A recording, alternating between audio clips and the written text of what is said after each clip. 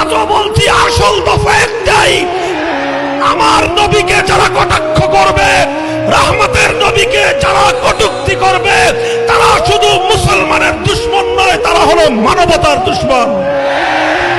সুতরাং আল্লাহ নবীর সকল দুশমনদেরকে আল্লাহর জমিনে যেখানে পাওয়া যাবে, তোমরা প্রস্তুতি নাও, সেখানে জ্যান্ত মাটিতে পুঁতে ফেলতে হবে।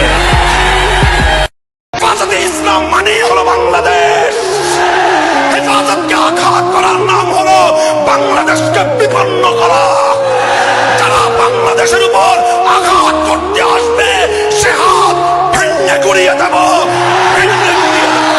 পাঁচটা পয়গাম শুনিয়ে যাই, কোরআনের বিরুদ্ধাচরণ হবে, ইসলামের বিরুদ্ধাচরণ হবে। যদি ফাঁসির হুমকি থাকে, জীবন হুমকির মুখে পড়লেও ইসলামের বিরুদ্ধাচরণ নীরবে বরদাস্ত করতে পারবে না। তার নেতা ইসলামের বিপক্ষে অবস্থান নিয়েছে, তখন সে তার রাজনীতির স্বার্থে নেতার পক্ষ নেয়, ইসলামের বিপক্ষ নেয়।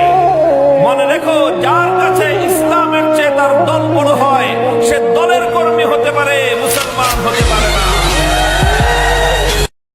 তবে খবরদার, কেউ যদি রাজনীতি করেন এই উদ্দেশ্যে যে রাজনীতি করলে পকেট ভারী করা যায়, রাজনীতি করলে গম চুরি করা যায়, রাজনীতি করলে টেন্ডারবাজি করা যায়, রাজনীতি করলে জনগণের সম্পদ লুণ্ঠন করা যায়, এই উদ্দেশ্যে যদি কেউ রাজনীতি করেন, তাহলে আপনার ওই রাজনীতি অভিশপ্ত রাজনীতি।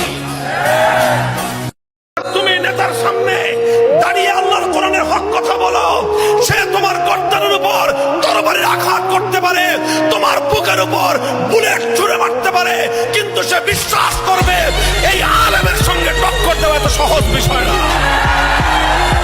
আল্লাহর কোরআন যেটা বলবার দায়িত্ব দিয়েছেন, মাথার উপর থেকে ঘাড়ের উপর থেকে কল্লা কাটতে পারে, কোরআনের হক কথা বলা বন্ধ করবো না। যদি তাওহীদের পক্ষে কথা বলবার অপরাধে